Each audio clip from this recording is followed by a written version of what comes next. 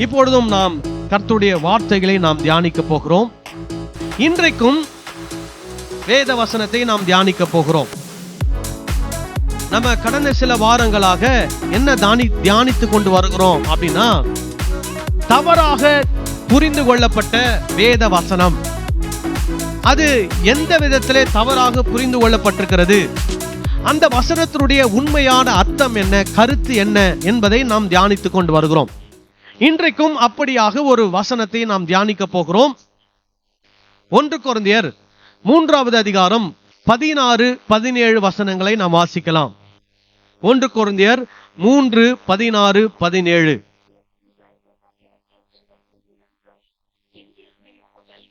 நீங்கள் தேவனுடைய ஆலயமாய் இருக்கிறீர்கள் என்றும், நீங்கள் தேவனுடைய ஆலயமாய் இருக்கிறீர்கள் என்றும், தேவனுடைய ஆவி உங்களில் வாசமாய் இருக்கிறார் என்றும் அறியாதிருக்கிறீர்களா? ஒருவன் தேவனுடைய ஆலயத்தை கெடுத்தால் அவனை தேவன் கெடுப்பார். தேவனுடைய ஆலயம் பரிசுத்தமாயிருக்கிறது. நீங்களே அந்த ஆலயம். ஒரு ஆமென் சொல்லலாமா? ஹல்லேலூயா. சோ இந்த இடத்துல 2 முறை சொல்றாரு, நீங்கள் தேவனுடைய ஆலயம், நீங்களே அந்த ஆலயம் அப்படின்னு பவுல் சொல்றார். சோ இதனால இதை மக்கள் எப்படி தவறா புரிஞ்சுக்கிட்டாங்க அப்படின்னா, இப்ப நான் சொல்றது தவறா புரிஞ்சுக்கொண்ட ஒரு விஷயத்த சொல்றேன். எப்படி இதை தவறா புரிஞ்சுக்கிட்டாங்க அப்படின்னா, நாம் தனிப்பட்ட நபராகிய நாம் என்னவா இருக்கிறோம்? தேவனுடைய ஆலயமாய் இருக்கிறோம். தேவனுடைய ஆவி நமக்குள்ள என்ன பண்ணுகிறார்? வாசம் பண்ணுகிறார். அதனால இந்த ஆலயத்தை என்ன பண்ணக்கூடாது? கெடுக்க கூடாது. சோ எப்படி எல்லாம் எடுக்கிறாங்க இன்னைக்கு இந்த உலகத்துல? சிகரெட் பிடிச்சி உடம்ப என்ன பண்றாங்க? கெடுக்கிறாங்க. சோ தேவனுடைய ஆலயம், உங்க சரீரம் தேவனுடைய ஆலயமா இருக்கிறதுனால நீங்க சிகரெட் பிடிச்சி தேவனுடைய ஆலயத்தை என்ன பண்ணக்கூடாது? கெடுக்க கூடாது. உங்களுடைய சரீரம் தேவனுடைய ஆலயமா இருக்கிறதுனால குடிச்சி உங்க ஆலயத்தை என்ன பண்ணக்கூடாது? கெடுக்க கூடாது. உங்களுடைய சரீரம் தேவனுடைய ஆலயமா இருக்கிறபடினாலே உங்க சரீரத்துக்கு ஒவ்வாத காரியங்களை செய்து இந்த ஆலயத்தை என்ன பண்ணக்கூடாது? கெடுக்க கூடாது அப்படின்னு போதிச்சு இந்த வசனத்தை தவறா என்ன பண்ணியிருக்கிறாங்க? வியாக்கியானம் பண்ணியிருக்கிறாங்க. இப்போ இந்த இடத்துல பவுல் ஒரு தனிப்பட்ட மனிதனுடைய சரீரத்தை பத்தி பேசுறாரா அப்படின்றது ஒரு கேள்வி. ஒரு தனிப்பட்ட மனிதனுடைய சரீரத்தை பத்தி பேசுறாரா அப்படின்னா இல்ல. ஏன்னா இங்க பாருங்க, ஒருவன் தேவனுடைய ஆலயத்தை கெடுத்தால் தேவன் அவனை என்ன பண்ணுவாராம்? கெடுப்பார். இப்போ உதாரணம் எடுத்துக்கோங்க, ஒருத்தர் சிகரெட் பிடிச்சி தன்னுடைய ஆலயத்தை கெடுக்கிறார். இதுக்கு மேல தேவன் வந்து கெடுக்கணுமா அந்த மனிதனை? ஏற்கனவே சிகரெட் பிடிக்கிறதுனால அவர் உடம்பு என்ன ஆகுது? கெட்டு போகுது. ஏற்கனவே குடிக்கிறதுனால அவருடைய உடம்பு என்ன ஆகுது? கெட்டு போகுது. இதுக்கு மேல தேவன் வந்து அவருடைய சரீரத்தை கெடுக்கணும்னு அவசியம் இல்ல. அந்த நபரை கெடுக்கணும்னு அவசியம் இல்ல. அப்போ இதை எதை குறித்து சொல்றார்? ஆலயம்னா யாரை குறித்து சொல்லுகிறார்? ஒருவன்னா யாரை குறித்து சொல்லுகிறார்? தேவன் ஒருவனை கெடுப்பார் என்றால் என்ன அர்த்தத்துல சொல்றாரு? இதெல்லாம் நம்ம என்ன பண்ணணும்? இந்த வேத வசனத்தின் அடிப்படையில நாம் இதை புரிந்து கொள்ள வேண்டும். சரி, இந்த இடத்துல முதல்ல நான் உங்களுக்கு விளக்கமா சொல்றத சொல்லிட்டு அதுக்கப்புறமா முன்னாடி இருக்கிற வசனங்களை நம்ம படித்து தெரிந்து கொள்ள போகிறோம். சோ இந்த இடத்துல நீங்கள் அப்படின்ற ஒரு வார்த்தை, அந்த நீங்கள் என்ற வார்த்தை ஆங்கிலத்துல யூ அப்படின்னு இருக்குது. யூ அப்படின்னு இருக்குது, YOU. தமிழ்ல நீங்கள்.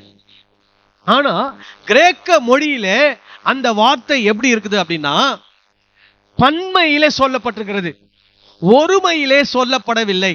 அப்படின்னா நீங்கள் அப்படின்னா ஒருத்தரை பத்தி அது சொல்லல, நிறைய பேரை பத்தி அது சொல்லுது. அப்போ நீங்கள் தேவனுடைய ஆலயமா இருக்கிறீர்கள் அப்படின்னு சொல்லும் போது பவுல் ஒரு மனிதனை பற்றி பேசவில்லை, ஒரு திருச்சபையில் இருக்கக்கூடிய எல்லாரையும் பற்றி அவர் பேசுகிறார்.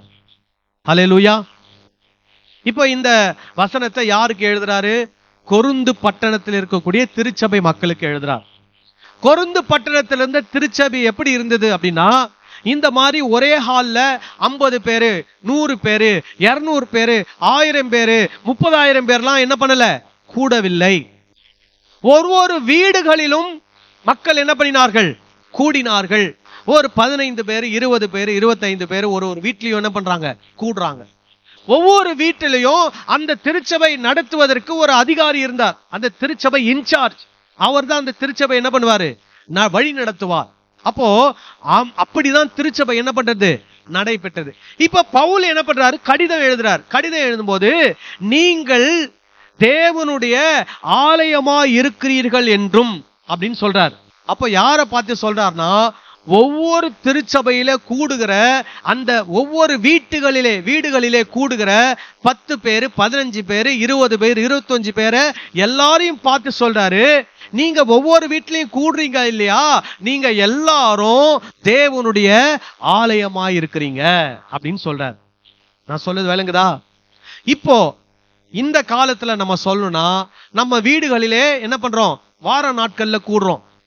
ஆனா ஒரு நாள் ஞாயிற்றுக்கிழமை திருச்சபையில எல்லாரும் என்ன பண்ணுகிறோம், கூடுகிறோம். அப்போ பவுல் எப்படி சொல்ல வர்றார்னா, திருச்சபையில கூடி வந்திருக்கிற எல்லாரையும் பார்த்து சொல்றாரு, நீங்க எல்லாரும் தேவனுடைய ஆலயமாய் இருக்கிறீர்கள். அப்போ என்ன சொல்ல வர்றாரு, நீங்கள் எல்லாரும் தேவனுடைய ஆலயமாய் இருக்கிறீர்கள் என்றும் தேவனுடைய ஆவி உங்கள் எல்லாரிலும் என்ன பண்ணி கொண்டிருக்கிறார், வாசம் பண்ணி கொண்டிருக்கிறார். அப்படின்னா உங்க எல்லாருக்குள்ளேயும் வாசம் பண்றாரு, உங்க எல்லார் மேலையும் இப்போ என்ன பண்ணி கொண்டிருக்கிறார், வாசம் பண்ணி கொண்டிருக்கிறார். உங்கள் எல்லார் மத்தியிலும் இப்ப பரிசுத்த ஆவியானவர் என்ன பண்ணி கொண்டிருக்கிறார், வாசம் பண்ணி கொண்டிருக்கிறார் என்று நீங்கள் அறியாதிருக்கிறீர்களா? சோ அப்போ அந்த காலத்துல இருந்தவங்க அத அறியாம இருந்தாங்க. அதனால அவங்க கிட்ட ஒரு கேள்வி கேட்கிறாரு, இத நீங்க அறியாம இருக்கிறீங்களா? சரிங்களா? அப்ப என்ன சொல்ல வராரு, திருச்சபையில இருக்கிற நீங்க எல்லாரும் என்னவா இருக்கிறீங்க, எல்லாரும் சேர்ந்துதான் தேவ ஆலயமா இருக்கிறீங்க. சரி, இப்போ ஒருவன் தேவனுடைய ஆலயத்தை கெடுத்தால், அப்போ எல்லாரும் ஒன்னா சேர்ந்து இருக்கிற உங்களை உங்களுக்குள்ள இருக்கிற ஒருவன் என்ன பண்ண பார்க்கிறான், கெடுக்க பார்க்கிறான். புரியுதா?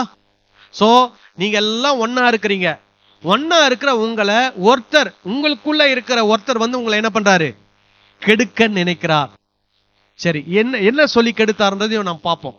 அப்போ எவன் ஒருவன் ஒன்றாயிருக்கக்கூடிய திருச்சபையை கெடுக்க நினைக்கிறானோ அந்த ஒருவனை கர்த்தர் என்ன பண்ணுவாராம், கெடுப்பா. ஏன்னா இந்த சபை யாரால் சம்பாதிக்கப்பட்ட சபை, கர்த்தரால் சம்பாதிக்கப்பட்ட சபை. ஆண்டவர் இயேசு ரத்தம் சிந்தி சம்பாதித்த இந்த திருச்சபை, இந்த திருச்சபைக்காக நாம் வைராக்கியம் பாராட்ட வேண்டும். நாம் பாராட்டாவிட்டாலும் இந்த திருச்சபைக்காக இயேசு வைராக்கியம் பாராட்டுகிறார். அல்லேலூயா. ஒரு நாளும் அவருடைய சபை, ஒற்றுமையாயிருக்கிற சபை உடைந்து போவதிலே அவர் விருப்பம் உள்ளவர் அல்ல. அல்லேலூயா. சரி, ஒருவன் என்றவன் எப்படி கெடுக்கிறான் அதை நம்ம பார்க்க போறோம். சரியா? இப்ப புரிஞ்சுச்சா நான் சொன்னது? நீங்கள் தேவனுடைய ஆலயமா இருக்கிறீர்கள், எல்லாரையும் சேர்த்து சொல்லிட்டாரு. அப்போ ஒருவன் தேவனுடைய ஆலயத்தை கெடுத்தால், அப்போ அந்த ஒன்னா இருக்கிறவங்களை ஒருத்தர் என்ன பண்றாரு, கெடுக்கிறார்.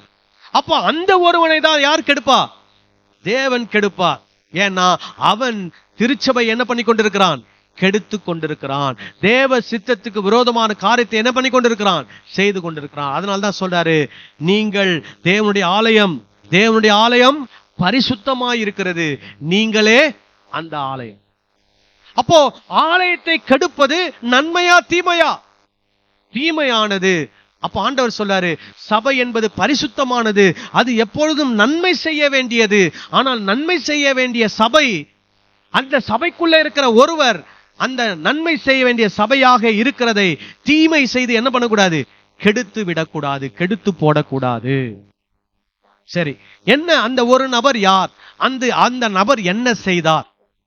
இதுல நீங்க பாத்தீங்கன்னா இதனுடைய ஆரம்பத்திலையும் இதை பத்தி சொல்றாரு, 3ஆம் அதிகாரம் ஆரம்பத்திலையும் இதை பத்தி சொல்றாரு, அதே மாதிரி 1ஆம் அதிகாரத்திலையும் இதை பத்தி சொல்றாரு. சரி, நம்ம இப்போ 1ஆம் அதிகாரத்துல இருந்து பார்ப்போம். அப்பதான் நமக்கு 3ஆம் அதிகாரம் ஆரம்பத்துல என்ன இருக்குதுன்னு தெரியும். 1ஆம் அதிகாரம் 10ஆம் வசனத்திலிருந்து 12ஆம் வசனம் வரைக்கும் வாசிப்போம். சகோதரரே, சகோதரரே, நீங்கள் எல்லாரும் ஒரே காரியத்தை பேசவும். சரி, இந்த இடத்துல இன்னொரு ரெக்டிபிகேஷன் உங்களுக்கு சொல்லிடுறேன். நம்ம தமிழ் பைபிள்ல சகோதரனே என்று சொல்லவில்லை. சகோதரனே அப்படின்னு சொன்னா ஒருத்தரை பத்தி சொல்லும். சகோதரரேனா யாரை பத்தி சொல்றாரு? சபையில் இருக்கிற எல்லாரையும் பத்தி சொல்றாரு. சரி, இப்போ இருக்கிற மாடர்ன் டிரான்ஸ்லேஷன் எப்படி டிரான்ஸ்லேட் பண்ணிருக்கிறாங்கன்னா, சகோதர சகோதரிகளே. புரியுதுங்களா? அப்போ இதை எப்படி வாசிக்கணும் அப்படின்னா, சகோதர சகோதரிகளே, நீங்கள் எல்லாரும் ஒரே காரியத்தை பேசவும். சோ எல்லாரும் எப்படி பேசணுமா? ஒரே விஷயத்தை பேசணும். அப்புறம் பிரிவினைகள் இல்லாமல், என்ன இல்லாமல்? பிரிவினைகள் இல்லாமல், ஏக மனதும் ஏக யோசனையும் உள்ளவர்களாய் சீர்பொருந்தி இருக்கவும் வேண்டும் என்று நம்முடைய கர்த்தராகிய இயேசு கிறிஸ்துவின் நாமத்தினாலே உங்களுக்கு புத்தி சொல்லுகிறேன். முதல்ல பவுல் அந்த திருச்சபைக்கு புத்தி சொல்றார். என்ன புத்தி சொல்றாரு? நீங்க எல்லாரும் எப்படி இருக்கணும்? ஒரே சிந்தை உள்ளவங்களா இருக்கணும், ஒரே யோசனை உள்ளவங்களா இருக்கணும், ஒரே காரியத்தை குறித்து என்ன பண்ணணும்? பேசணும். நீங்க உங்களுக்குள்ள என்ன இருக்கக்கூடாது? பிரிவினைகள் இருக்கக்கூடாது. நீங்க எல்லாரும் சீர் பொருந்தி என்ன பண்ணணும்? இருக்கணும் அப்படின்னு இயேசு கிறிஸ்துவின் நாமத்தினாலே உங்களுக்கு என்ன சொல்றேன்? புத்தி சொல்றேன். அப்போ ஒரு சபை எப்படி இருக்கணும்? எப்படி இருக்கணும்? ஒன்னா இருக்கணும். ஹல்லேலூயா. நம்ம எல்லாரும் ஒரே மாதிரி யோசிக்கணும், ஒரே மாதிரி சிந்தை உள்ளவர்களா இருக்கணும், ஒரே மாதிரி வேத வசனத்தை தெரிஞ்சவங்களா இருக்கணும். நம்ம ஒருத்தருக்குள்ள என்ன இருக்கணும்? ஒற்றுமை இருக்கணும், சமாதானம் இருக்கணும், சந்தோஷம் இருக்கணும், நிம்மதி இருக்கணும், அன்பு இருக்கணும், பாசம் இருக்கணும், பற்று இருக்கணும். ஹல்லேலூயா. சோ அதான் பவுல் சொல்றாரு, சபை என்று வரும்போது எல்லாரும் எப்படி இருக்கணும்? ஒன்றா இருக்க வேண்டும். சரி, அப்புறம் 11, ஏனெனில் என் சகோதரரே. சோ பாருங்க, ஏன் நான் இத உங்களுக்கு சொல்றேன்னா, அதான் ஏனெனில். சகோதரரே சகோதரிகளே, நீங்க ஒன்னா இருக்கணும் நான் சொல்றேன், புத்தி சொல்றேன். ஏன் சொல்றேன் அப்படின்னா, உங்களுக்குள்ளே வாக்குவாதங்கள் என்ன இருக்குதான்? வாக்குவாதங்கள் உண்டென்று குலோவேயாளின் வீட்டாரால் உங்களை குறித்து எனக்கு அறிவிக்கப்பட்டது. அப்ப பவுலுக்கு அந்த திருச்சபையில் இருக்கக்கூடிய குலோவேயால் என்ற ஒரு குடும்பத்தார் பவுலுக்கு போய் என்ன பண்றாங்க? சில விஷயங்களை சொல்றாங்க. என்ன சொல்றாங்க? உங்களில் சிலர். இங்க என்ன நடக்குது? உங்களுக்குள்ள என்ன இருக்குது? வாக்குவாதங்கள். சோ குலோவேயால் வீட்டார் பவுல் கிட்ட போய் என்ன சொல்றாங்க? ஐயா பவுல் ஐயா, கொருந்து பட்டணத்துல இருக்கிற சபையில இருக்கிறவங்களுக்குள்ள என்ன இருக்குது? வாக்குவாதங்கள் இருக்குதுயா. ஒருத்தருக்கு ஒருத்தர் என்ன பண்ணிட்டே இருக்கிறாங்க? எப்ப பார்த்தாலும் வாக்குவாதம் பண்ணிட்டே இருக்கிறாங்க. ஒருத்தருக்கு ஒருத்தர் என்ன பண்ணிட்டே இருக்கிறாங்க? சண்டை போட்டுக்கிட்டே இருக்கிறாங்க. எதையோ என்ன பண்றாங்க? கருத்துக்களை, எதிர்கருத்துக்களை பேசி பேசி பேசி என்ன பண்ணிட்டு இருக்கிறாங்க? பிரிந்து போய் இருக்கிறாங்க அப்படின்னு சொல்றாரு. சோ அப்புறம் என்ன சொல்ல வராரு? உங்களில் சிலர். பாருங்க, நல்லா கவனிங்க, உங்களில் சிலர். அப்போ அந்த சபையில இருக்கக்கூடியவர்களிலே ஒரு சிலர் சில காரியத்தை செய்கிறார்கள். என்ன செய்கிறார்கள்? நான் பவுலை சேர்ந்தவன் என்றும். பாருங்க என்ன சொல்றாங்க? நான் பவுலை சேர்ந்தவன் என்று சொல்லுகிறார்கள். அப்புறம் நான் அப்போலோவை சேர்ந்தவன் என்றும். ஒருத்தர் என்ன சொல்றாரு? நான் யாரை சேர்ந்தவன்? அப்போலோவை சேர்ந்தவன். அப்புறம் நான் கேபாவை சேர்ந்தவன் என்றும் நான் கிறிஸ்துவை சேர்ந்தவன் என்றும் சொல்லுகிறபடியால் நான் இப்படி சொல்லுகிறேன். சோ பவுல் புத்தி சொல்வதற்கு காரணம் என்ன? அவங்களுக்குள்ள என்ன இருக்குது? வாக்குவாதம். என்ன வாக்குவாதம்? ஒருத்தர் என்ன சொல்றாரு? நான்லாம் யாரை சேர்ந்தவன் தெரியுமா? பவுலை சேர்ந்தவன். இன்னொருத்தர் என்ன சொல்றாரு? நான் யாரை சேர்ந்தவன்? அப்போலோவை சேர்ந்தவன். இன்னொருத்தர் என்ன சொல்றாரு? நான் கேபாவை சேர்ந்தவன். இன்னொருத்தர் என்ன சொல்றாரு? நான் கிறிஸ்துவை சேர்ந்தவன். சோ இப்போ ஒன்னா இருந்தவங்களுக்குள்ள என்ன வந்துடுச்சு? பிரிவினை. இதுக்கு பேர் என்ன சொல்லுவாங்கன்னா குரூப்பிசம். அந்த ஒருத்தர் வந்து சொல்றார் இல்லையா, நான் பவுலை சேர்ந்தவன் சொல்றார் இல்லையா, அவர் என்ன பண்ணுவாரு, இந்த சபையில யாரெல்லாம் பவுலால ரட்சிக்கப்பட்டீங்க, யாருக்கெல்லாம் பவுல் ஞானஸ்தானம் கொடுத்திருக்கிறாரு, எல்லாரும் எங்க வாங்க, என் பக்கம் வாங்க. உடனே ஒருத்தர் என்ன சொல்வாரு, அப்போலோ மூலமா இந்த சர்ச்சுக்கு வந்தவங்க எல்லாம் யாருப்பா, நீங்க எல்லாம் என்ன பண்ணுங்க, என் பக்கம் வாங்க. இன்னொருத்தர் சொல்வாரு, கேபா மூலமா வந்தவங்க எல்லாம் யாரு, என் பக்கம் வாங்க. ஒரு கூட்டம் மட்டும் இருக்கும், அவங்க எல்லாம் சொல்லுவாங்க, எனக்கு பவுலும் வேணாம், அப்போலோவும் வேணாம், கேபாவும் வேணாம், எனக்கு யார் தான் வேணும், கிறிஸ்து மட்டும் போதும். அப்போ ஒன்னா இருந்த சபை இன்னைக்கு எத்தனை பிரிவா மாறிடுச்சு, 4 பிரிவா. இப்போ இது எதனால இந்த பிரிவினை வந்தது, யார் பேரை வச்சு இந்த பிரிவினைனா, அவங்களுக்கு ஊழியம் செய்ய வந்த அல்லது வந்து ஊழியம் செஞ்சுட்டு போன சபை தலைவர்கள் பேரை வச்சுக்கிட்டு என்ன கொண்டு வந்துறாங்க, பிரிவினை கொண்டு வந்தாங்க. பாருங்க எப்படி பிரிவினை வந்திருக்குதுன்னு. இதுக்கு யார் காரணம் கிடையாது, பவுலும் காரணம் கிடையாது, அப்போலோவும் காரணம் கிடையாது, கேபாவும் காரணம் கிடையாது, கிறிஸ்துவும் காரணம் கிடையாது. ஆனா இதுக்கு காரணம் யாரு, அந்த திருச்சபையில் இருக்கிற ஒரு சிலர். யார் பேரை வச்சு பிரிவினை ஏற்படுத்துறாங்க, தலைவர்கள் பேரை வைத்து பிரிவினையை ஏற்படுத்துகிறார்கள். இப்போ பவுல் கேள்வி எழுப்புகிறார். அடுத்த வசனம் வாசிங்க. கிறிஸ்து பிரிந்திருக்கிறாரா, கிறிஸ்து பிரிந்திருக்கிறாரா. ஏன் அப்படின்னா, ஒரு சபை என்று சொன்னால் அந்த சபை கிறிஸ்துவின் சரீரமாயிருக்கிறது. நம்ம எல்லாரும் என்னவா இருக்கிறோம், கிறிஸ்துவின் சரீரமாயிருக்கிறோம். ஆனா பவுல் சொல்றாரு, கிறிஸ்து பிரிந்திருக்கிறாரா. நீங்க எல்லாம் கிறிஸ்துவின் சபை, நீங்க கிறிஸ்துவின் சரீரம் என்று சொல்றீங்களே, நீங்க எப்படி பிரிந்திருக்க முடியும், கிறிஸ்து பிரிந்திருக்கிறாரா. அப்புறம் பவுலா உங்களுக்காக சிலுவையில் அறையப்பட்டான். உங்களுக்காக யார் சிலுவையிலே மாண்டது, பவுலா கிறிஸ்துவா. அப்போ நீங்க ஏன் பவுலாகிய என்னுடைய பெயரை சொல்லி நீங்கள் இந்த கிறிஸ்துவின் சபையை பிரிக்கிறீர்கள். அப்புறம் பாருங்க, பவுலின் நாமத்தினாலேயா ஞானஸ்நானம் பெற்றீர்கள். பவுல் ஞானஸ்நானம் கொடுக்கும்போது அல்லது வேற யாரோ ஒருத்தர் உங்களுக்கு ஞானஸ்நானம் கொடுக்கும்போது இயேசு கிறிஸ்துவின் நாமத்தினால ஞானஸ்நானம் கொடுத்தாங்களா, அல்லது பிதா குமாரன் பரிசுத்தாவின் நாமத்தினாலே ஞானஸ்நானம் கொடுத்தாங்களா, அல்லது பவுல் நாமத்தினால ஞானஸ்நானம் கொடுத்தாங்களா, கேள்வி கேட்கிறார். அப்போ எதற்காக என் பெயரை சொல்லி இந்த சபையை நீங்க பிரிக்கிறீங்க அப்படின்னு கேட்கிறார்.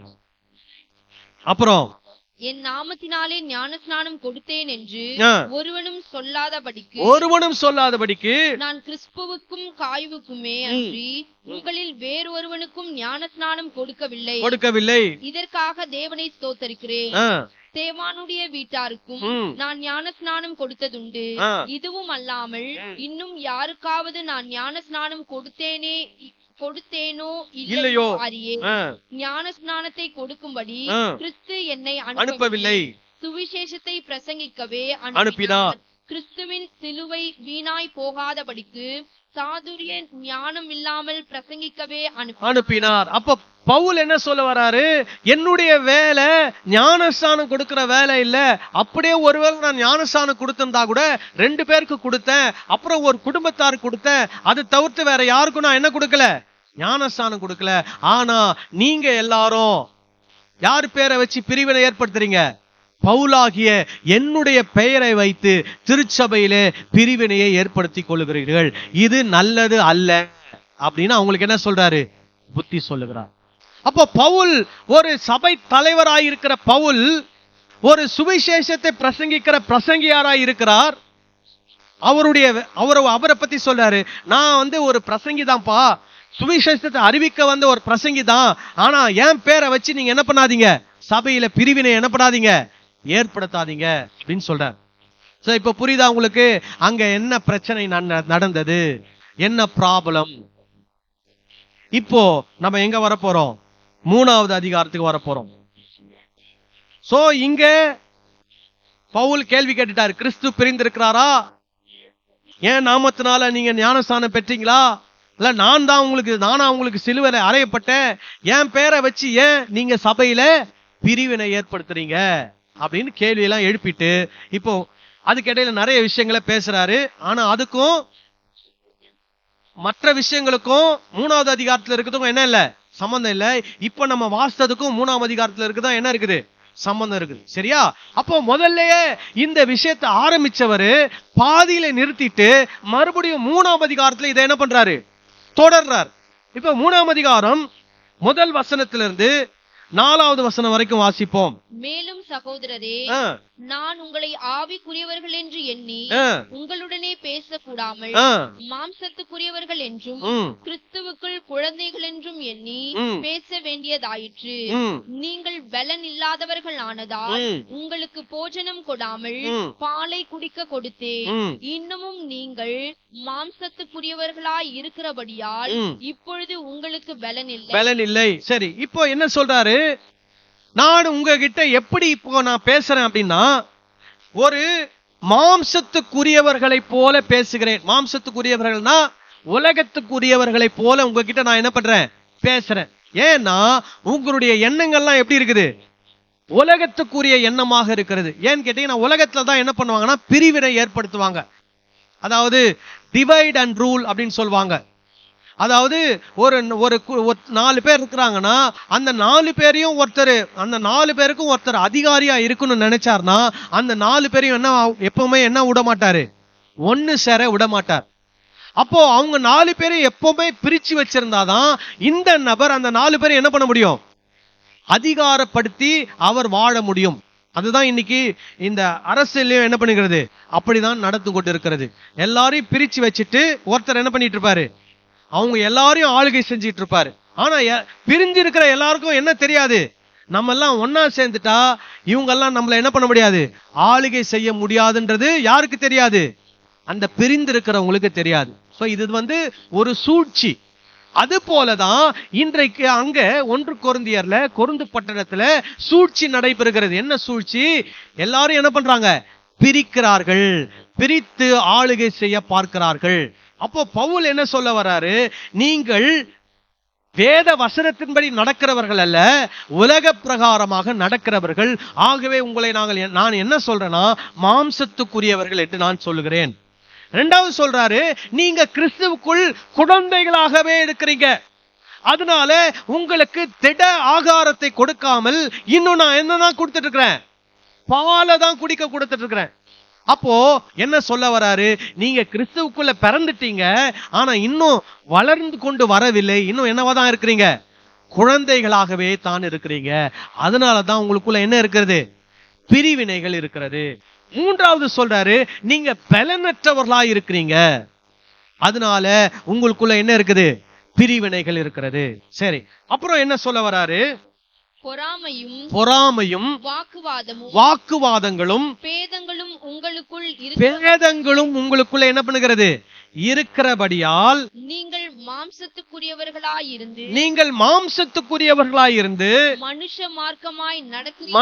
மார்க்கமாய் நடக்கிறீர்கள் அல்லவா. அப்போ உலக பிரகாரமாக மனுஷ மார்க்கமாக நடக்கிறவர்கள் என்னெல்லாம் இருக்கும், அவங்க கிட்ட பொறாமை, வாக்குவாதம், பேதங்கள் இருக்கும்.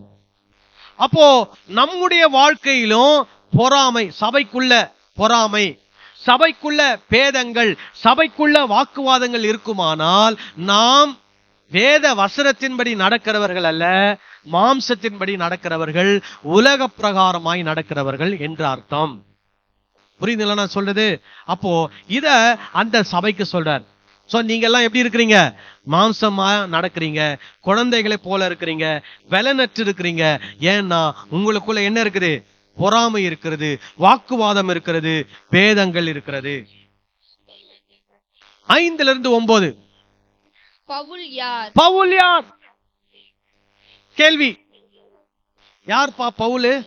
நீ சொல்றல நாங்கெல்லாம் பவுலை சேர்ந்தவன், நீ சொல்றல பவுல் யார்? அடுத்தது அப்போல்லோ யார்? கர்த்தர் அவனவனுக்கு கர்த்தர் அவனவனுக்கு அருள் அளித்தபடியே நீங்கள் விசுவாசிக்கிறதற்கு ஏதுவாயிருந்த ஊழியக்காரர் தானே. பதில் பாருங்க, என்னது? பவுல் யார், அப்போலோ யார்? என்னது அதுக்கு ஆன்சர்? ஊழியக்காரர் தானே. இப்ப இந்த இடத்துல தமிழ்ல ஊழியக்காரர் போட்டிருக்குது, ஆங்கிலத்துல எப்படி போட்டிருக்குன்னா சர்வன்ட். என்ன போட்டிருக்குது? சர்வன்ட். என்ன சர்வன்ட்? எதுக்கு ஊழியக்காரர்? நீங்கள் இயேசுவை விசுவாசிப்பதற்கு ஏதுவாயிருந்த உதவியாயிருந்த ஊழியக்காரர். அப்போ என்ன சொல்ல வராரு? எங்களெல்லாம் நீ ரொம்ப தூக்கி வச்சு கொண்டாட வேண்டிய அவசியம் இல்ல. எங்களுக்கு கடவுள் என்ன வேலை கொடுத்தாரோ அந்த வேலையை நாங்க என்ன பண்ணிருக்கிறோம்? செய்திருக்கிறோம். அவ்வளவுதான். கடவுள் எங்களை போய் நில்லுன்னு சொன்னா நிக்கிறோம், கடவுள் எங்களை போய் உட்காருன்னு சொன்னா உட்கார்றோம், அந்த இடத்துல போய் சொல்லுன்னு சொன்னா சொல்றோம், இங்க சொல்லாதன்னு சொன்னா சொல்ல மாட்டோம், அந்த ஊரை விட்டு வான்னா வந்துருவோம், அந்த ஊர்லயே இருனா இருப்போம். ஏன்னா நாங்க யாருக்கு வேலைக்காரங்க? கடவுளுடைய வேலைக்காரர்கள் தான். அவ்வளவுதான் எங்க மதிப்பு. எங்களை வச்சு நீங்க சண்டை போட்டு பிரிஞ்சுக்க வேண்டிய அவசியம் இல்ல. இந்த மாதிரியான ஒரு குற்ற செயலை திருச்சபையில என்ன பண்ணாதீங்க, செய்யாதீங்க. அதுவும் எங்க பேரை வச்சு என்ன பண்ணாதீங்க, செய்யாதீங்க. நாங்கெல்லாம் ஒரு பெரிய ஆளே கிடையாது, நாங்கெல்லாம் ஆண்டவருடைய வேலைக்காரர்கள், ஊழியக்காரர் தானே அப்படின்னு சொல்றார். அந்த ஸ்டோன் பாருங்க, நாங்கள் எல்லாரும் நீங்கள் விசுவாசிப்பதற்கு ஏதுவாயிருந்த ஊழியக்காரர் தானே. அதுதான் அந்த டோன். அதுல பெருமையா பேசுறதுக்கு ஒண்ணுமே இல்ல, ரொம்ப சாதாரணமா சிம்பிளா சொல்றாரு, நாங்கெல்லாம் ஒரு ஊழியக்காரர் தானே. ஏன் எங்களை வச்சு நீங்க என்ன பண்ணிக்கிறீங்க, பிரிஞ்சுக்கிறீங்க. அப்புறம் பாருங்க, நான் நட்டேன் அப்போலோ நீர் பாய்ச்சினார். அப்போலோ என்ன பண்ணினாராம்? நீர் பாய்ச்சினார். அப்போ இங்க என்ன சொல்றாரு? நாங்க எங்களுக்கு கடவுள் சொன்ன வேலையை என்ன பண்ணிருக்கிறோம், செஞ்சிருக்கிறோம். பவுல் கிட்ட ஆண்டவர் என்ன சொல்லிட்டாரு? உன் வேலை பவுலே, உன் வேலை என்ன வேலை? விதைய நட வேண்டிய வேலை, அதை மட்டும் நீ செஞ்சா போதும். அப்போ ஆண்டவர் அவருடைய ராஜ்யத்துல ஒவ்வொருத்தருக்கும் ஒவ்வொரு வேலையை என்ன பண்ணுகிறார், கொடுக்கிறார். இப்ப அந்த வேலையை நம்ம செஞ்சிட்டதுனால பெருமை பாராட்ட வேண்டிய அவசியம் நமக்கு இல்ல. ஏன்னா அந்த வேலை செய்வது ஒரு ஸ்லாக்கியம், அந்த வேலை செய்வது ஒரு பாக்கியம். இன்னைக்கு நம்ம திருச்சபையில ஒவ்வொருத்தருக்கும் ஒவ்வொரு வேலையை கொடுக்கிறோம், ஒரு பொறுப்பு கொடுக்கிறோம். ஒவ்வொருத்தரும் அந்த பொறுப்பை கரெக்டா என்ன பண்றாங்க, நிறைவேற்றாங்க. ஏன்னா எல்லாரும் அதை செய்தாதான் திருச்சபை நம்ம என்ன பண்ண முடியும், நடத்த முடியும். அதே மாதிரிதான் தேவ ராஜ்யம் கட்டப்பட வேண்டும் என்றால் பவுல் என்ன பண்ணுகிறார், விதைக்கிறார், அவர் நடுகிறார். அதுதான் அவருடைய வேலை. அவர் வேலையை அவர் செஞ்சுட்டு அவர் போயிட்டார். அதுக்கப்புறம் யார் வரா? அப்போலோ வரார். அவருடைய வேலை என்ன சொல்லுங்க? நான் நட்டேன், அப்போலோ நீர் பாய்ச்சு. அப்போலோவுடைய வேலை என்ன? நீர் பாய்ச்சுகிற வேலை. அப்போ அவரும் அவருடைய வேலையை கரெக்டா என்ன பண்றாரு, செய்கிறார். தேவனே விளைய செய்தார். அப்ப என்ன சொல்லிட்டாரு? நீங்க இந்த விசுவாசத்துக்குள்ள வருவதற்கு நாங்கள்லாம் ஒரு காரணமா தான் இருந்தோமே தவிர, நீ விசுவாசி ஆனதற்கு முழு பொறுப்பும் நாங்கன்னு சொல்லி எல்லா பெருமையும் நாங்க என்ன பண்ண மாட்டோம், எப்பவுமே எடுத்துக்கொள்ள மாட்டோம். ஏன்னா விளைய செய்கிறவர் யார்? கர்த்தர். அல்லேலூயா. அப்போ நீங்க இங்க இருக்கிறீங்க, நீங்க இருக்கிறீங்க அப்படின்னா நீங்க இங்க இருப்பதற்கு நாங்க ஒரு சின்ன காரணம். ஆனால் உங்களுக்குள்ளே அந்த விசுவாசத்தை பூட்டினவர் ஆண்டவராகிய இயேசு கிறிஸ்து. உங்களுக்குள்ளே அந்த வேத வசன அறிவை, வெளிச்சத்தை வெளிப்படுத்துகிறவர் பரிசுத்த ஆவியானவர். நாங்கெல்லாம் அதற்கு ஒரு கருவியாக இருக்கிறோம். அதனால எங்களை வச்சு நீங்க சண்டை போட்டு என்ன பண்ணக்கூடாது, பிரிஞ்சிக்க கூடாது. சொல்றது புரியுதுங்களா உங்களுக்கு? அடுத்தது வாசிங்க. அப்படி இருக்க நடுகிறவனாலும் ஒன்றுமில்லை, என்னால ஒண்ணுமே கிடையாதுப்பா அப்படின்னு சொல்றாரு. அப்புறம் நீர் பாய்ச்சுகிறவன் ஆனாலும் நீர் பாய்ச்சுகிறவனானாலும் ஒன்றுமில்லை, விளைய செய்கிற தேவனாலே எல்லாம் விளைய செய்கிற தேவனாலே எல்லாம் ஆகும். அல்லேலூயா. ஏன் தேவனே எல்லாம் சொல்றாரு? ஏன்னா அந்த தேவன் தான் பவுலை அழைத்தவர், அந்த தேவன் தான் பவுலை சந்தித்தவர், அந்த தேவன் தான் பவுலுக்கு கட்டளை கொடுத்தவர், அந்த தேவன் தான் பவுலை அனுப்பினவர். அந்த தேவனை பற்றி தான் பவுல் பிரசங்கித்தார். அப்படினால்தான் பவுல் சொல்றாரு, என்னால ஒண்ணும் இல்ல, நட்டவனாலையும் ஒண்ணு இல்ல, நீர் பாய்ச்சினாலும் ஒண்ணு இல்ல, எல்லாம் யாரு? கர்த்தர். அல்லேலூயா. அப்ப நல்லா யோசிக்கணும். நம்மளை கர்த்தர் ஒரு திருச்சபையில வைத்திருக்கிறார், நம்மளை கர்த்தர் ஒரு பொறுப்பு கொடுத்து நம்மளை அதை நிறைவேற்ற வைக்கிறார்னா எல்லாம் யாருதான்? கர்த்தர் தான். அல்லேலூயா. கர்த்தர் இல்லாம நாம இல்ல, கர்த்தர் இல்லாம நாம செய்யக்கூடிய காரியங்கள் எதுவுமே இல்ல. அல்லேலூயா. அப்புறம் பாருங்க, மேலும் நடுகிறவனும் நீர் பாய்ச்சுகிறவனும் ஒன்றாயிருக்கிறார்கள். என்ன சொல்ல வராரு? இதுல பவுலாகிய நான் வசதி, அப்போலோ குறைவு, அல்லது அப்போலோ வசதி நான் குறைவு, அப்படிலாம் கிடையாதுங்க. நாங்க ரெண்டு பேரும் எப்படிதான் இருக்கிறோம்? ஒன்னாதான் இருக்கிறோம். இப்ப நல்லா பாருங்க, பிரசங்கிக்கிற நானும் இதே திருச்சபையில பெருக்குகிற சகோதரியும் எப்படி இருக்கிறோம்? ஒன்னா இருக்கிறோம். ஏன்னா பெருக்கிறவங்களும் ஒரு ஊழியம் செய்யறாங்க, பிரசங்கிக்கிற நானும் ஒரு ஊழியத்தை செய்கிறேன். இப்ப அவங்க பெருக்கிறாங்க, அவங்க குறைவானவங்க, நான் பிரசங்கிக்கிறேன், நான் உயரமானவன் என்று திருச்சபையில என்ன பண்ண முடியாது? சொல்லவே முடியாது. அதுதான் இங்க பவுல் சொல்றார். ஏன்னா அப்படி சொல்றதுனாலதான் என்ன வருது? சபையில பிரிவினை வருது. என்னன்னு வந்தது? பவுல் பெரிய ஆளுங்க, அப்போல யாரு? சாதாரணவருங்க. அதனால என்ன வந்துருச்சு? அங்க உள்ள பிரிவினை வந்துச்சு. அப்போ இங்க பவுல் சொல்றாரு, நாங்கள் என்னவா இருக்கிறோம்? ஒன்றாயிருக்கிறோம். ஆங்கில வார்த்தை எப்படி வருதுன்னா, we are co-workers. co-workers அப்படின்னா என்னன்னா, நாங்கள் ரெண்டு பேரும் கைகோர்த்து ஒருவரோடு ஒருவர் இணைந்து இந்த வேலைகளை என்ன பண்ணி கொண்டிருக்கிறோம்? செய்து கொண்டிருக்கிறோம். அப்படின்னா என்ன? பவுல் எங்கெல்லாம் போய் விதைக்கிறாரோ அங்கெல்லாம் அப்போலோ போய் என்ன பண்ணுவாரு? சொல்லுங்க, நீர் பாய்ச்சிட்டே இருப்பார். முதல்ல பவுல் ஐனபாக்கத்துல வந்து விதைச்சிட்டு போயிட்டாருன்னா அடுத்தது யார் வருவா? அப்போலோ வந்து அங்க நீர் பாய்ச்சுவார். அடுத்தது பவுல் ஐயப்பாக்கத்துல போய் விதைச்சிட்டு அவர் எங்க போயிடுவார்? ஆவடிக்கு போயிடுவாரு. உடனே அப்போலோ எங்க போவாரு? ஐயப்பாக்கத்துல போய் என்ன பண்ணிட்டு இருப்பாரு? நீர் பாய்ச்சிட்டு இருப்பாரு. அதுக்கப்புறம் அப்போலோ எங்க போனோம்? ஆவடிக்கு போனோம். இவங்க ரெண்டு பேர்ல ஒருத்தர் உயர்வானவர், ஒருத்தர் தாழ்வானவர்லாம் கிடையாது. அதுதான் பவுல் அவங்களுக்கு சொல்ல வராரு. ஏன்னா அவங்க பேரை வச்சுதான் அவங்க என்ன பண்ணிட்டு இருக்கிறாங்க? பிரிந்திருக்கிறார்கள். இப்ப பவுல் சொல்றாரு, நாங்களே பிரிந்தில்லப்பா, நானும் அப்போலோவும் பிரிந்தில்ல, நாங்க ரெண்டு பேரும் ஒன்னாதான் இருக்கிறோம், நாங்க ரெண்டு பேரும் ஒத்துமையா தான் இந்த ஊழியத்தை செய்யறோம். ஆனா நீங்க தான் எங்க பேரை வச்சு என்ன இருக்கிறீங்க? பிரிஞ்சு இருக்கிறீங்க.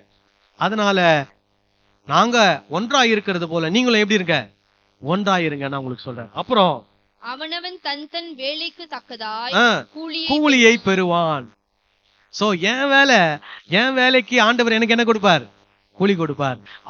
அப்போலோ செய்த வேலைக்கு அப்போலோவுக்கு ஆண்டவர் என்ன கொடுப்பார்? கூலி கொடுப்பார். இப்போ சபையில எல்லாருக்கும் ஒவ்வொருத்தருக்கும் ஒரு வேலை கொடுக்கப்பட்டிருக்கிறது. நீங்க உங்க வேலையில எப்படி இருக்கணும்? உண்மையா இருக்கணும். நான் என் வேலையில எப்படி இருக்கணும்? உண்மையா இருக்கணும். அப்போ நான் உண்மையா இருந்தா கர்த்தர் எனக்கு அதுக்கேற்ற கூலி என்ன பண்ணுவார்? கொடுப்பார். நீங்க உண்மையா இருந்தா உங்களுக்கு அதுக்கேற்ற கூலியை கர்த்தர் என்ன பண்ணுவார்? கொடுப்பார். ஏன்னா இது என்னுடைய தனிப்பட்ட வேலை அல்ல, உங்களுடைய தனிப்பட்ட வேலை அல்ல, இது தேவ ராஜ்யத்தின் வேலையாயிருக்கிறது. அல்லேலூயா. அப்புறம் நாங்கள் தேவனுக்கு உடன் வேலையாட்கள். இப்ப பாருங்க, இன்னும் கொஞ்சம் எக்ஸ்ட்ரா சேர்த்து சொல்றாரு. இயேசுவோட இணைஞ்சு நாங்க என்ன பண்றோம்? இந்த வேலையை செய்யறோம். அப்போ திருச்சபையில் இருக்கிற ஒவ்வொருத்தரும் ஒரு பொறுப்பை செய்யும் போது நம்ம எல்லாரும் யாரோட இணைஞ்சு செய்யறோமா? கிறிஸ்துவோடு இணைந்து அந்த வேலைகளை செய்கிறோம். அல்லேலூயா. அப்புறம் நீங்கள் தேவனுடைய பண்ணை, நீங்கள் தேவனுடைய மாளிகை.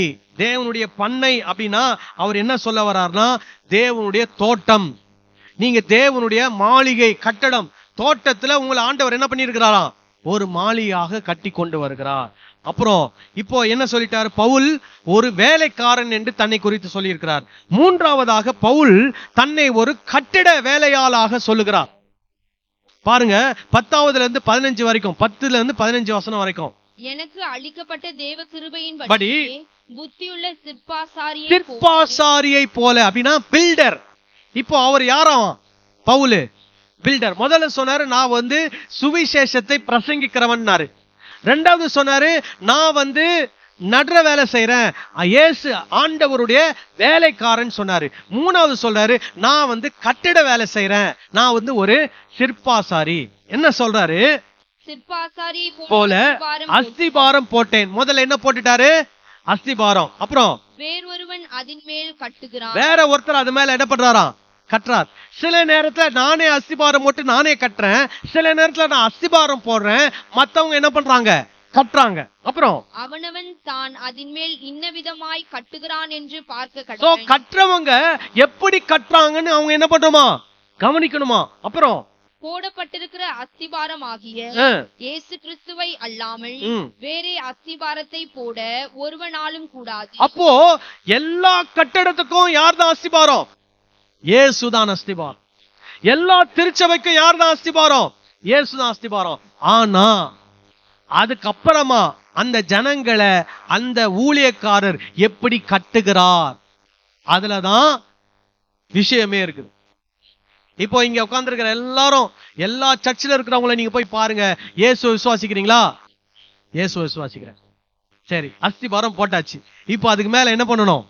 கட்டணும். இப்போ சொல்றாரு பாருங்க, ஒருவன் அந்த அஸ்திபாரத்தின் மேல் பொன் வெள்ளி விலையேற பெற்ற கல் மரம் புல் வைக்கோல் 6 விஷயத்தை சொல்றாரு. 3 விஷயம் என்னன்னா பொன் வெள்ளி விலையேற பெற்ற கல் 3. அடுத்தது மரம் புல் வைக்கோல் 3. ஒருத்தர் இந்த 3 வச்சு கட்டுறாரு, ஒருத்தர் இந்த 3 வச்சு கட்டுறாரு. சரியா? அப்புறம் ஆகிய இவைகளை கட்டினால் அவனவனுடைய வேலைப்பாடு வெளியாகும் நாளானது அதை விளங்க பண்ணும். ஏனெனில் அது அக்கினியினாலே வெளிப்படுத்தப்படுமா. இப்போ ஒருத்தர் பொண்ணு வெள்ளி விலையேற பெற்ற கல்லை வச்சு என்ன பண்றாராம்? கட்டடம் கட்டுறாரு. இன்னொருத்தர் புல்லு வைக்கோல் மரத்தை வச்சு என்ன பண்றாரு? கட்டுறார். இப்போ இத ரெண்டுத்தையும் நெருப்பு சோதிக்கும் போது எது நிக்கும், எது சாம்பலாகும்? வைக்கோல் மரம் அப்புறம் புல், இது என்ன ஆயிடும்?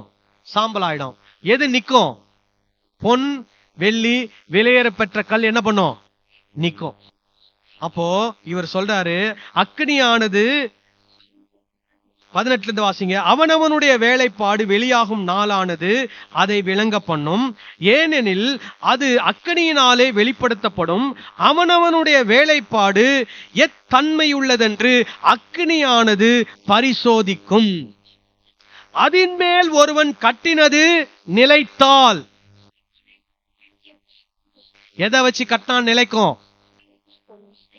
புல் மரம் வைக்கோல் வச்சு கட்டினா நிலைக்குமா? நிலைக்காது. எதை வச்சு கட்டினா நிலைக்கும்? பொன் வெள்ளி விலையேற பெற்ற கல் வச்சு கட்டினா என்ன பண்ணும்? நிலைக்கும். அது நிலைத்தால் அவன் கூலியை பெறுவான். யாரு? அதை செய்தவன். ஒருவன் கட்டினது வெந்து போனால் அவன் நஷ்டமடைவான், அவனோ ரட்சிக்கப்படுவான். அதுவும் அக்கினியிலே பட்டு தப்பினது போல் இருக்கும். சரியா கட்டலனா அவன் ரட்சிக்கப்படுவானா? ஆனா அவன் வாழ்க்கை எப்படி இருக்குமா?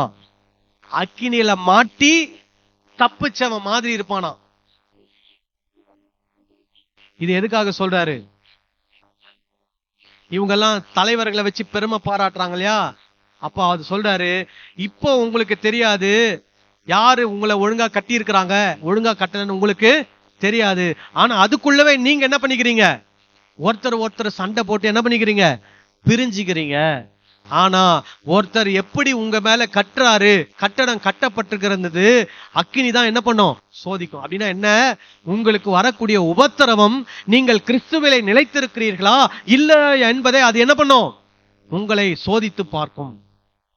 ஆனா ஆதி திருச்சபையில இருந்தவங்க எல்லாம் எப்படி இருந்தாங்க, உபத்திரவத்துல ரொம்ப உறுதியாக பொறுமையாக இருந்தார்கள். இப்போ இந்த பொன் வெள்ளி விளையாடு பெற்ற கல்லுனே பவுல் எதை பத்தி சொல்றாரு, இயேசு கிறிஸ்துவுடைய போதனை. இயேசு கிறிஸ்துவுடைய போதனையினாலே ஜனங்கள் கட்டப்படுவார்களானால் அவர்கள் எந்த அக்கினி வந்தாலும் அதில் உறுதியா என்ன பண்ணுவாங்க, நிலைச்சிருப்பாங்க. இயேசு கிறிஸ்துவுடைய போதனையை விட்டுட்டு வேற என்னென்னையோ மனித போதனைகள், மனித பாரம்பரியங்கள், மனித கற்பனைகளை வைத்து அந்த திருச்சபையை அவர்கள் கட்டி எழுப்பியிருப்பார்களானால் அக்கினி வரும்போது அதுல ஜனங்களால என்ன பண்ண முடியாது, நிக்க முடியாது. அப்போ அந்த நபர் கட்டின வேலைப்பாடு என்ன ஆயிடும், தெரிஞ்சிரும் அப்படின்னு சொல்றார். சரி, இதெல்லாம் ஏன் சொல்றாரு அப்படின்னா, நாங்க எங்க வேலை என்ன, அஸ்திபாரம் போட்டு கட்ட வேண்டிய வேலை. அதனால எங்க வேலையை நாங்க செய்யறோம், எங்க வேலையை எங்களை பார்க்க விடுங்க, எங்க பேரை வச்சு நீங்க என்ன பண்ணிட்டு இருக்காதீங்க, சண்டை போட்டு பிரிஞ்சு இருக்காதீங்க அப்படின்னு சொல்றாரு. இப்படி சொல்லிட்டு தான் என்ன சொல்றாரு, நீங்கள் தேவனுடைய ஆலயமாயிருக்கிறீர்கள் என்றும் தேவனுடைய ஆவி உங்களில் வாசமாயிருக்கிறார் என்றும் அறியாதிருக்கிறீர்களா? நீங்க என்னவா இருக்கிறீங்க, தேவனுடைய ஆலயமா இருக்கிறீங்க. தேவனுடைய ஆவி உங்களுக்குள்ள என்ன பண்ணி கொண்டிருக்கிறார், வாசம் பண்ணி கொண்டிருக்கிறார். இதை நீங்க இன்னும் அறியாமல் எங்களுடைய பெயர்களை சொல்லிக்கொண்டு உங்களுக்குள்ள என்ன உண்டாக்கி கொண்டிருக்கிறீர்கள், பிரிவினைகளை ஏற்படுத்திக் கொண்டு பொறாமை, எதிர்ப்பு, வாக்குவாதம், இப்படிப்பட்ட சண்டைகளை போட்டு கொண்டிருக்கிறீர்கள்.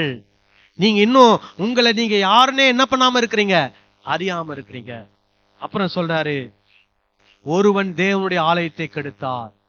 ஏன்னா சொன்னார்ல, சிலர் நான் பவுலை சேர்ந்தவன் என்றும், ஒரு சிலர் நான் அப்போலோவை சேர்ந்தவன் என்றும், ஒரு சிலர் நான் கேபாவை சேர்ந்தவன் என்றும், ஒரு சிலர் நான் கிறிஸ்துவை சேர்ந்தவன் என்றும் சொல்லுகிறார்களே, அவங்கள பார்த்து சொல்றாரு, ஒருவன் தேவனுடைய ஆலயத்தை கெடுத்தால் தேவன் அவனை என்ன பண்ணுவார், கெடுப்பார். நீங்கள் தேவனுடைய ஆலயமாயிருக்கிறீர்கள். நீங்கள் தேவனுடைய ஆலயம் பரிசுத்தமாயிருக்கிறது. அதுல என்ன இல்லை, தீமை இல்லை. அதுல என்ன மட்டும்தான் இருக்குது, நன்மை மட்டும்தான் இருக்குது. அப்போ தீமை செய்யக்கூடிய நபர்கள் அதுக்குள்ள என்ன பண்ணக்கூடாது, இருக்கக்கூடாது. ஆண்டவர் அவங்களை என்ன பண்ணுவார், அந்த சபையை விட்டு என்ன பண்ணிடுவார், தூக்கி போட்டுருவாரு. அதனாலதான் சொல்றாரு, ஒருவன் தேவனுடைய ஆலயத்தை கெடுத்தால் தேவன் அவனை என்ன பண்ணுவார், கெடுப்பார். தேவனுடைய ஆலயம் பரிசுத்தமா இருக்கிறது, நீங்களே அந்த ஆலயம். அப்போ நீங்க என்ன பண்ணப்படுறீங்க, கட்டப்படுறீங்க, ஒரு மாளிகையாக உருவாக்கப்படுறீங்க. எதுல, பொன் வெள்ளி விரையேல பெற்ற கற்களினாலே நீங்கள் உருவாக்கப்படுறீங்க. நீங்க வெளிப்படுத்தின விசேஷத்தை வாசித்து பாத்தீங்கன்னா அதுல ஒரு எருசலேம் என்ற ஒரு நகரத்தை குறித்து பேசுகிறது. அது பொன் வீதி உள்ள ஒரு நகரம். அங்கே வெளியேற பெற்ற கற்களினாலே அது என்ன பண்ணப்பட்ட நகரம், கட்டப்பட்ட நகரம். அது யாரை பற்றி பேசுகிறது அப்படின்னா, திருச்சபையை பற்றி பேசுகிறது. சிலர் என்ன சொல்லிட்டாங்க, அதுதான் பரலோகம், அந்த பரலோகத்துல என்ன இருக்கும், தங்க ரோடு இருக்கும். அது பரலோகத்தை பத்தி பேசல, பரலோகத்தில் இருக்கிற எருசலேம் என்ற நகரத்தை பத்தி பேசுகிறது. அது யாருக்கு இணையாக பேசப்படுகிறதுனா, திருச்சபைக்கு இணையாக பேசப்படுகிறது. சோ திருச்சபைய ஆண்டவர் அவ்வளவு விலையேற பெற்ற ஒன்றாக என்ன பண்ணுகிறார், பார்க்கிறார். அப்ப இங்கேயும் பவுல் அதான் சொல்றாரு, உங்களுக்கு அஸ்திபாரம் போட்டாச்சு, மேல என்ன பண்ணுகிறது, கட்டடம் எழுப்பப்படுகிறது. அந்த வேலையை தான் யார் செஞ்சிட்டு இருக்கிறோம், நான் செய்து கொண்டிருக்கிறேன், பவுல் அப்போலோ செய்து கொண்டிருக்கிறார், கேபா செய்து கொண்டிருக்கிறார். ஆகவே எங்களுடைய பெயரை சொல்லி நீங்கள் என்ன பண்ணக்கூடாது, பிரிந்து வாழக்கூடாது. சரி, இப்ப கேள்வி, இன்றைக்கு இருக்கக்கூடிய காலகட்டங்கள்ல திருச்சபையில எப்படியெல்லாம் பிரிவினைகள் வருகிறது? இப்ப பவுல் சொல்ற மாதிரியே முதல்ல யார் மூலமா பிரிவினை வருது, சபை தலைவர்கள் மூலமாக பிரிவினை வருகிறது. உதாரணம் எடுத்துக்கோங்க, இந்த ஊர்ல ஒரு 10 சர்ச் இருக்குதுன்னா, ஒவ்வொரு சர்ச்சில் இருக்கிற போதகரும் அவங்க சபையில இருக்கிறவங்களுக்கு என்ன சொல்றாங்கன்னா, நீ அந்த சபைக்கு என்ன பண்ணக்கூடாது, போகக்கூடாது. நீ அந்த சபையில இருக்கிற போதகரோடு உனக்கு என்ன இருக்கக்கூடாது, தொடர்பு இருக்கக்கூடாது. நீ அந்த சபை விசுவாசிக்கு சோத்திரம் கூட என்ன பண்ணக்கூடாது, சொல்லக்கூடாது. அப்போ சபை தலைவர்களே என்ன பண்றாங்க, பிரிவினைகளை என்ன பண்ணுகிறார்கள், ஏற்படுத்துகிறார்கள். அதே மாதிரி இன்னைக்கு இருக்கிற கிறிஸ்தவ கூட்டத்தை எடுத்துக்கோங்க. தமிழ்நாட்டில் இருக்கிற எல்லா கிறிஸ்தவ கூட்டத்தையும் எடுத்துக்கிட்டீங்கன்னா பல கூட்டமாக பிரிக்கலாம். ஒரு கூட்டம் யாருக்கு பின்னாடி போகுது? சபை தலைவர் என்று சொல்லக்கூடிய ஒரு சுவிசேஷகர் பின்னாடி போகுது. ஒரு கூட்டம் ஒரு பாடகர் பின்னாடி என்ன பண்ணுது? போகுது. ஒரு கூட்டம் ஒரு தீர்க்கதரிசி பின்னாடி போகுது. ஒரு கூட்டம் ஒரு போதகர் பின்னாடி போகுது. ஒரு கூட்டம் பெரிய சபை என்ற ஒரு போர்வையில் என்ன பண்ணுது? அதுக்கு பின்னாடி போகுது. ஆக மொத்தம் தமிழ்நாட்டில் இருக்கிற கிறிஸ்தவங்களுக்குள்ள என்ன இல்ல? ஒற்றுமை இல்ல. அதுக்கு அந்த பிரிவினை கொண்டு வந்தது யாரு? அந்த ஒரு சுவிசேஷகர், அந்த ஒரு பாடகர், அந்த ஒரு சபையை கட்டினவர், அந்த ஒரு தீர்க்கதரிசி. இவர்கள் தான் என்ன கொண்டு வருகிறார்கள்? பிரிவினைகளை கொண்டு வருகிறார்கள். அப்புறம் பாத்தீங்கன்னா உபதேசங்கள்ல பிரிவினைகள். இன்னைக்கு ஏகப்பட்ட புது புது நூதன உபதேசங்கள், உபதேசத்தை சொல்லி கிறிஸ்தவத்தை என்ன பண்ணி கொண்டிருக்கிறார்கள்? பிரித்து கொண்டிருக்கிறார்கள். ஜாதி மதம் என்று என்ன பண்றார்கள்? பிரிவினைகளை ஏற்படுத்துகிறார்கள். நீங்க இந்த ஜாதியை சேர்ந்தவங்களா, அப்ப உங்களுக்கெல்லாம் அந்த ஊர்ல இருக்கிற சபை தான் செட் ஆகும். நீங்களா எந்த சபைக்கு போங்க? அந்த ஊர்ல இருக்கிற சபைக்கு போங்க. இந்த ஊர்ல இருக்கிற சபையெல்லாம் யாரு? அவங்க எல்லாம் வேற ஜாதிக்காரங்க. சோ ஜாதியினாலே சபை என்ன பண்ணுகிறார்கள்? பிரிக்கிறார்கள். மனித பாரம்பரியங்கள், மனித போதனைகளினாலே திருச்சபை என்ன பண்ணி கொண்டிருக்கிறார்கள்? பிரித்து கொண்டிருக்கிறார்கள். அப்புறம் திருச்சபைக்குள்ளவே ஆண் பெண் என்ற வித்தியாசம். சோ ஆண்கள் தான் இதையெல்லாம் செய்ய வேண்டும், பெண்கள் இதை செய்யக்கூடாது. அப்போ அங்கேயே என்ன வந்துருது? ஆண் பெண் என்ற பிரிவினை வந்துகிறது. அதுக்கப்புறம் ஏழை பணக்காரர், படித்தவர் படிக்காதவர், இந்த ஊரை சேர்ந்தவர் அந்த ஊரை சேர்ந்தவர், இந்த மொழி பேசுகிறவர் அந்த மொழி பேசுகிறவர், இந்த இனத்தை சேர்ந்தவர் அந்த இனத்தை சேர்ந்தவர் என்றெல்லாம் என்ன பண்ணுகிறார்கள்? ஜனங்களை பிரிக்கிறார்கள். அதெல்லாம் செய்யறது யாரு? யாரோ ஒருவர் தான் அதுக்கு என்னவா இருக்கிறாரு? அடிப்படை காரணமாக இருக்கிறார். ஏன்னா திடீர்னு ஆரம்பிக்காத. யாரோ ஒருத்தர் என்ன பண்ணுவாரு? சபைக்குள்ள ஒவ்வொருத்தருக்கிட்டயா போய் என்ன பண்ணுவாரு? அந்த பிரிவினை என்ற விதையை என்ன பண்ணிட்டே இருப்பாரு? போட்டுக்கிட்டே இருப்பார். நம்ம சபைக்குள்ள ஒருத்தர் இருந்தார். அவர் எங்களுக்கு தெரியாமலே என்ன பண்றதுன்னா, ஒவ்வொருத்தர் வீட்டுக்கா போய், நான் இந்த ஊரை சேர்ந்தவன், நீங்களும் நம்ம ஊர் பக்கத்து ஊர் தான், அதனால நம்ம எல்லாம் எந்த ஊருக்காரங்க? ஒரே ஊர்க்காரங்கன்னு சில குடும்பங்களை தன் பக்கம் என்ன பண்ண நினைச்சாரு? தன் பக்கம் சேர்க்க நினைச்சார். ஆனா அவருடைய செயல் தோல்விதான் முடிந்தது. அப்புறம் அவர் சபையை விட்டே போயிட்டார். ஆனா அதுக்கப்புறம் தான் எங்களுக்கு தெரிஞ்சது, இவர் ஒவ்வொருத்தரும் வீட்டுக்கு போய் பேசும்போது என்ன சொல்லி பேசுறது? நான் இந்த ஊரு, நான் இந்த ஜாதியை சேர்ந்தவன், நீங்களும் அதே ஊர் பக்கத்துல தான், நீங்களும் அந்த ஜாதி தான், அதனால நம்ம எல்லாம் என்னவா இருக்கிறோம்? ஒன்னா இருக்கிறோம்னு சொல்லி நம்ம சபைக்குள்ளே என்ன பண்ண ஆரம்பிச்சாரு? ஒரு குரூப்பை உருவாக்க ஆரம்பிச்சார். ட்ரை பண்ணார். ஆனா அது அவருக்கு சக்சஸ்ஃபுல்லா ஆகல. ஆனா இதுல இருந்து நாம் என்ன கற்றுக்கொள்கிறோம்? ஒன்னா இருக்கிற சபையை நம்ம ஒரு காரணமா கொண்டு என்ன பண்ணக்கூடாது? பிரிக்க கூடாது. அந்த பிரிவினைக்கு நாம் காரணமாக என்ன பண்ணக்கூடாது? இருக்கக்கூடாது. ஒருவேளை ஒருத்தர் நம்ம காதுல ஒரு ஒரு ஒரு பிரிவினையான ஒரு காரியத்தை போடுவாரானால் அந்த நபரை நாம் என்ன பண்ண வேண்டும்? தவிர்க்க வேண்டும். அவர் போடுகிற அந்த பிரிவினையின் எண்ணங்களை திருச்சபை போதகருக்கு என்ன பண்ண வேண்டும்?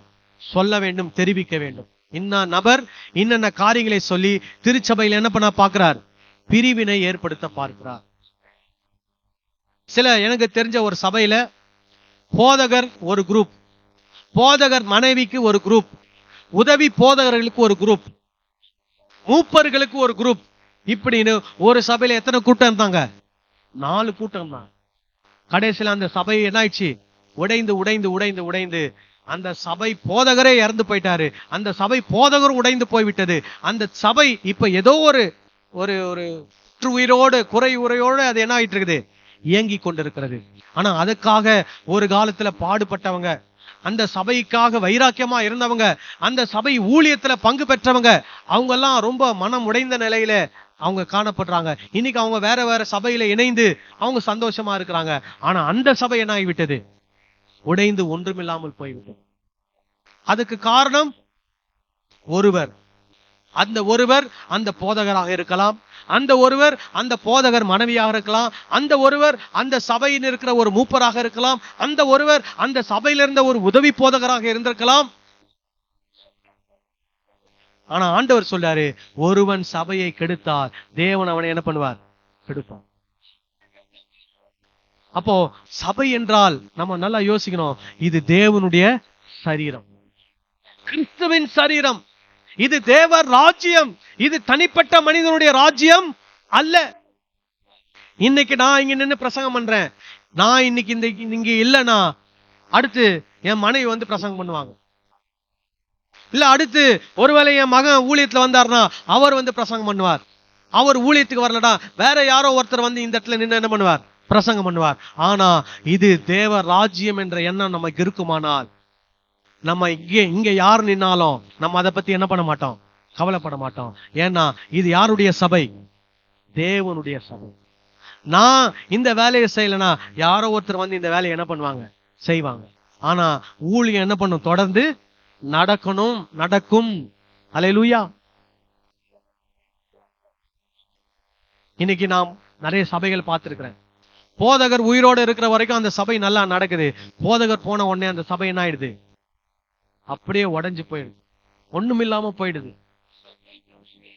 ஏன்னா எப்படிப்பட்ட அஸ்திபாரம் கிறிஸ்து, ஆனா அவர் எப்படிப்பட்ட இதை வச்சு சபைய கட்டினார்னு தெரியல. ஆனா நாம் கிறிஸ்துவை நோக்கி பார்ப்போமானால், கிறிஸ்துவின் போதன்படி நாம வாழ்வோமானால், இந்த இடத்துல யார் நின்னாலும் சபை என்ன ஆயிட்டே இருக்கும்? தொடர்ந்து நடந்து கொண்டே. அல்லேலூயா.